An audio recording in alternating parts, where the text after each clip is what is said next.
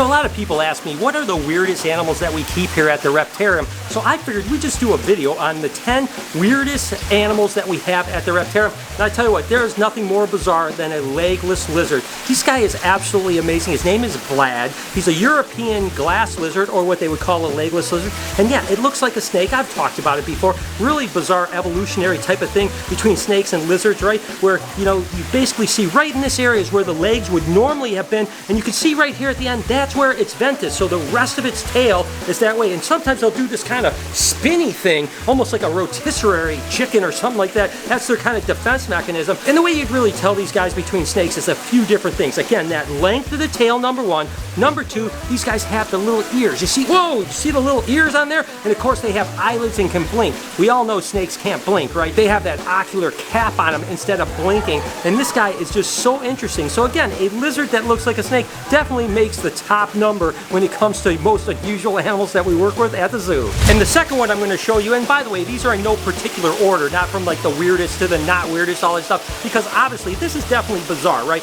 This of course is Chopstick, the two-headed red-eared slider. Now he's about 1.5 years older. They are about 1.5 years old, I should say, and they're absolutely amazing. Now polycephaly, two-headed animals aren't super common and they typically don't do that well. We did have a couple other two-headed turtles over the years that didn't do that well. Finally, Chopsticks is doing good, and once they reach this size, they are pretty much bulletproof. They're going to live an entire life, which is going to be probably 25 to 30 years, right? So Chopsticks is going to be around a while. Absolutely amazing and wildly cool animals. Of course, frill dragons are unusual. There's no doubt about it because, of course, these big frillies here. Now, of course, these guys are super tame, and they really don't frill unless you actually put them in front of a monitor lizard. And I'm going to show you right now. See, he frilled right up. And that's his defense mechanism, right? And Elvis is from the same area that these guys are from, which is Indonesia. So Elvis is actually a predator that would eat these guys, especially when they're young. So when he sees Elvis, he's just like, oh my gosh, I'm gonna frill up really big. Look at him, he's opening his mouth and everything. He's just like, oh, stay away. And that's that defense mechanism making them such an unusual animal. But the truth is, if you get a captive bred animal and you work with it like we work with these guys constantly, they become super tame and really never flare up. The only time they flare up again is they're around something that could potentially eat them, right? They are absolutely wonderful animals and certainly unusual, heavily arboreal animals. And although they look a little bit like a bearded dragon, the truth is these guys are from like more tropical areas. They like higher humidities, arboreal up in the trees, whereas bearded dragons obviously like it more arid and they're typically towards the ground, right? So although they look a lot like a bearded dragon, they are certainly different. And then of course there's these little monkeys here, literally monkeys. They call these monkeytail skinks because they have a prehensile tail. These guys come from the Solomon Islands and a very interesting, bizarre skink. I mean, just look at that face and them, just the mannerism. They're very slow. They're almost like the sloth of the reptile world because you can see how they move. They move very deliberate and very slow. Now, what's interesting about these guys is that, number one, they will pair for life, right? So it's pretty cool. Once a male and female mate, they'll continue only mating with that animal. They can actually form a family hierarchy, which is pretty cool, and they'll even live with other families. And they only have one baby at a time. And what's interesting in this kind of family communal setting, if for some reason they're away and the baby needs protected, the other family will protect them. Such an interesting animal, and these guys love grooming. And oh my gosh, sharp nail, sharp nail, sharp nail. Oh. They have sharp nails because they climb really well, and that one got me right in the webbing, and it sure did hurt. And they do have a pretty nasty bite too, but they are unusual and awesome animals. Michael! Like a AA or intervention, what's going on? We are. So we have to confront you about some things. What's the strangest animal in the Reptarium? Strangest animal. The strangest animal. I know exactly that. Owners, employees, or volunteers from any and all liability. Hi guys, fancy seeing you here. I got a real one this time. I think the ackee monitor is the weirdest animal because why? Well, first of all, it's a true monitor species, but it's so small. He's so little. He's a little chubby. We call him Cherry Bomb or Cherry Pop because he just pops up out of nowhere. He's really, really fast. Pretty strong for a small little guy. Well, his tail's kind of weird too because it's kind of like a Euromastic. So it's kind of got these sharp points so your finger can't go one way, but it'll go down smooth like a knife, like a bread knife. People make knives out of razor blade, don't they? In prison. Well, that's a shank. That's a little different. And you guys know I wasn't going to do an unusual animal video and not talk about my guys Ben and Jerry. Of course, Ben on this side, Jerry on this side, another form of polycephaly or conjoint twin two-headed animals, much like Chopstick, but of course in snakes. And for whatever reason, there's a lot less snakes that are successful in two-headed animals than there are turtles. Not that turtles are common by any stretch of the imagination, but two-headed snakes are even more uncommon. Now, less of them are produced and less of them actually survive, unfortunately. Thankfully, Ben and Jerry are 4.5 years old now, and once they hit adult, much like Chopsticks, they typically live a full life. So a lot of two-headed snakes that have made it this age have made it into their mid-20s. So with any luck, we'll still have 20 years left with Ben and Jerry. Such interesting animals, and again, when people come into the Reptarium, they always freak out about it. They're like, there's no way there's two heads on this, and it's a California king snake. So this head over here, right here in this Cal King, yeah, it's worth maybe $100. The other head, it's a pretty expensive head, to be honest with you. You know, it's not that toads and frogs are that unusual, although they are kind of weird, to be totally honest with you. But this particular frog, Al, the marine toad from Suriname, one of the largest geographical areas when it comes to the marine toads.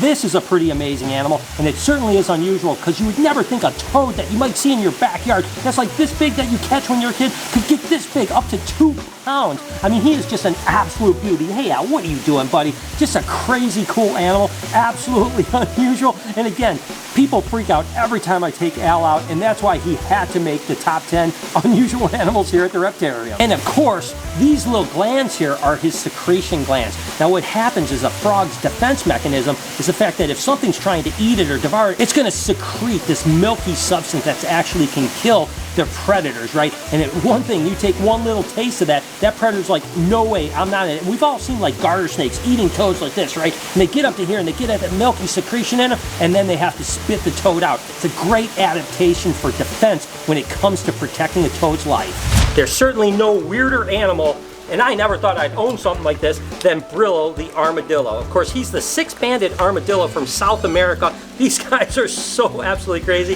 Of course, they're related to anteaters, which isn't that different because you can kind of see the face and that long tongue. Kind of looks like an anteater a little bit, but they're also related to sloths, believe it or not, which is something that I think is really weird. Now, there's actually 9-banded armadillos that come from the southern part of this country, and then there are the 3-banded armadillos, and then, of course, the 6-banded armadillos. These are the largest of all the armadillos, getting up to 25 pounds. Now, Brillo himself is actually only about 4 or 5 pounds, so he's going to get quite a bit bigger, and he is just absolutely wonderful. Look at that cute little face. Like I said, I never thought in the world that I'd ever own an armadillo, and although it's not a reptile, it certainly is up there with some of the weirdest animals that we work with. Well, you know, it is October, it's Halloween season, and there are creepy crawlies about, that's right. And of course, this is a Brazilian black tarantula, and you guys know that I used to be so freaked out by tarantulas and bugs as a whole, and now I really have fallen in love with them. In particular, Black Beauty here is one of my absolute favorite animals. It's just cool, right? But they are definitely creepy and they are definitely unusual. We have a bunch of different arachnids. We have scorpions, we have tarantulas,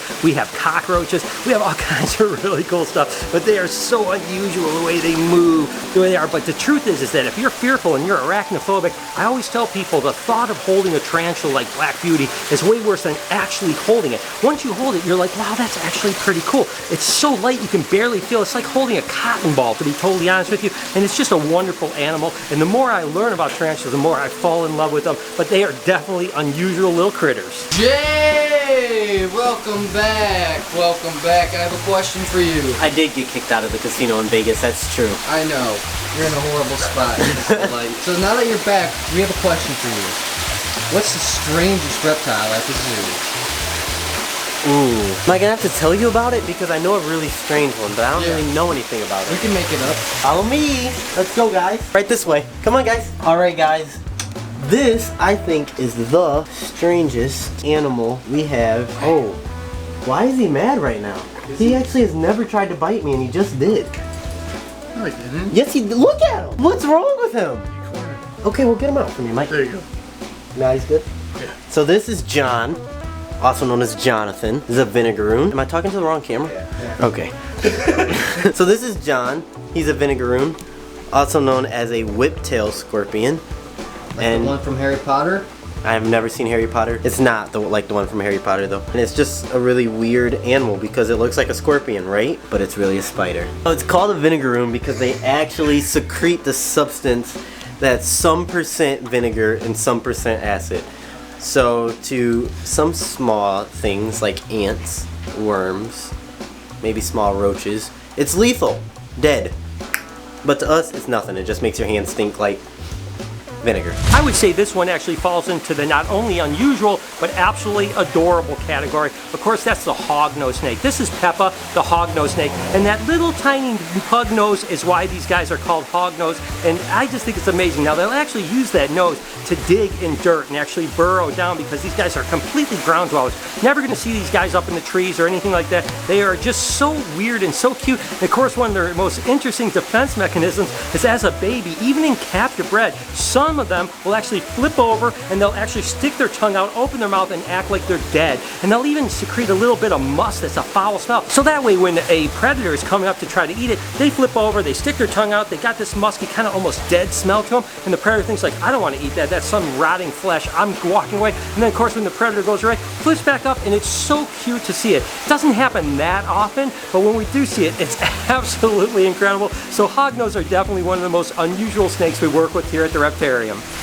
I picked this little monkey because I think his face is just so cute and they're just so weird. This is an Egyptian Uromastyx, and there's a bunch of things that are interesting about these animals. Not only the fact that their face looks almost like a frog face, but they also have this really spiky tail. That's interesting because what they're going to do in the wild is they're going to push themselves into a crevice. This is going to kind of lock them in place with their claws, and that way if a predator ever tries to pull them out, they can't actually get out. The other thing is this is the largest of the Uromastyx species, getting up to 36 inches. And what's really interesting about it is you would think that this would be like a bug eater like all the other lizards that are like this, but the truth is they're mainly vegetarians, and believe it or not, they eat a lot of seeds in captivity. So we'll actually keep them on a seed mix, and they'll eat that seed bedding, and we also give them lots of mixed veggies and stuff like that. It's just kind of weird, right? Because you wouldn't think an animal like this would eat that, right? Like, whoa, he's a little feisty monkey. Literally, these guys get up to 120 to 130 degrees in their cage, so he is hot to touch. I mean, whoo, it's almost like a nice little heat pack on you, you know what I mean? Absolutely wonderful animals, and definitely certainly unusual. Well, I hope you guys enjoyed the top 10 most unusual reptiles and animals, I guess, here at the Reptarium. Let me know in the comments, number one, which one you think is the most unusual, and number two, did I miss something? Should I put something else in here? What is the top 10 weirdest animals in the world you guys think? I'd love to read you guys in the comments. If you did enjoy this video, hit this playlist right here. 1 or 2 videos really makes a big difference to me. Also, you could do me another favor, hit that subscription button over here, turn your post notifications on. Have an absolutely wonderful day, Reptile Army. Remember, be kind to someone, and I promise I'll see you in the next one.